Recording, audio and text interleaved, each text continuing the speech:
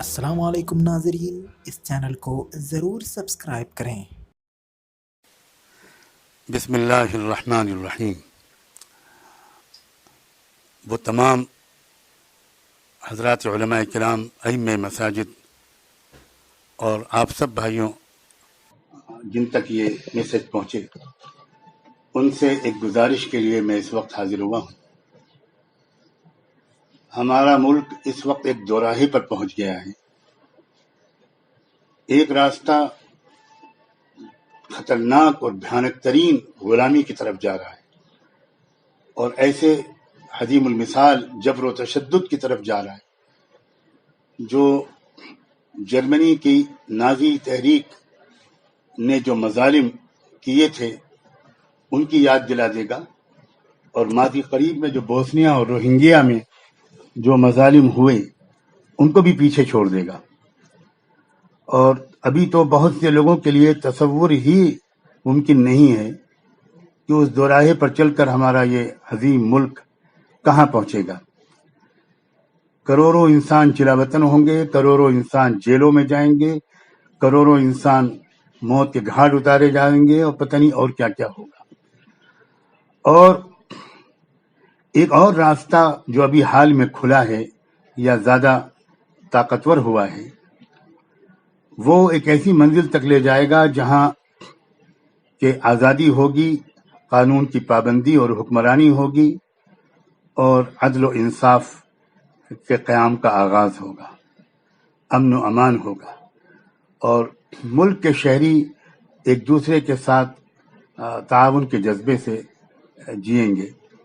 یہ دونوں امکانات ہمارے سامنے ہیں، اور اس وقت اگر صحیح طریقے سے ہمت اور منصوبہ بندی کے ساتھ، اجتماعی نظم و نسق کے ساتھ اگر محنت کی گئی اور اس نئی جنگ آزادی میں اپنی جان و مال اور وقت اور ذہن اور صلاحیت کو لگا دیا گیا، تو انشاءاللہ یہ دوسری ہی منزل تک ہم اپنے ملک کو لے جانے میں کامیاب ہوں۔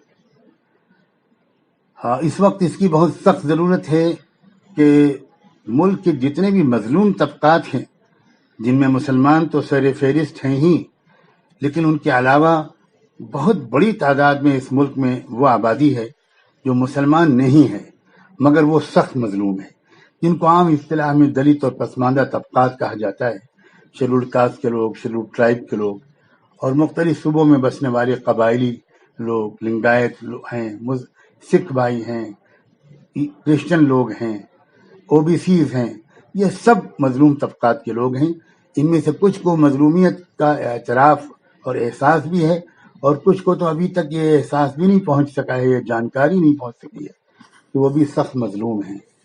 لیکن حال میں 1-2 مہینے کے اندر یہ جانکاری بہت تیزی کے ساتھ پھیلی ہے، اور مظلوم طبقات کا جو آپس میں اتحاد کی ضرورت محسوس ہو رہی تھی، وہ اچانک وہ اتحاد سڑکوں پر نظر آ رہا ہے، ہر شہر میں نظر آ رہا ہے۔ اس کو بہت طاقتور بنانے کی ضرورت ہے، اور اس کا ایک بہترین موقع 29 جنوری 2020 کو وہ بھارت بند ہوگا، جس کا اعلان کیا جا چکا ہے۔ اور اس کے لیے میں آپ حضرات سے، مسلمانوں سے 2 گزارشات کرنا چاہتا ہوں۔ ایک تو یہ کہ اس میں زیادہ سے زیادہ شرکت ہو مسلمانوں کی بھی، اور زیادہ سے زیادہ شرکت ہو اپنے دلت بھائیوں، بہنوں اور نوجوانوں کی بھی۔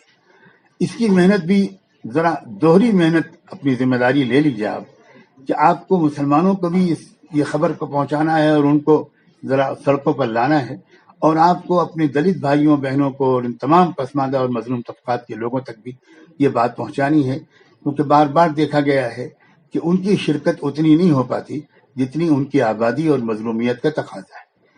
تو اس لیے 2 چیزوں میں آپ ذرا سا متوجہ ہو جائیے، میری آپ سے بہت ذاتی طور پر یہ گزارش ہے۔ ایک تو 29 کے بھارت بند کے لیے ہورڈنگز کی ضرورت ہے، ہر جگہ پر، چوراہوں پر، ہر جگہ نمایاں جگہوں پر بڑے بڑے ہورڈنگز لگے ہیں اس کے۔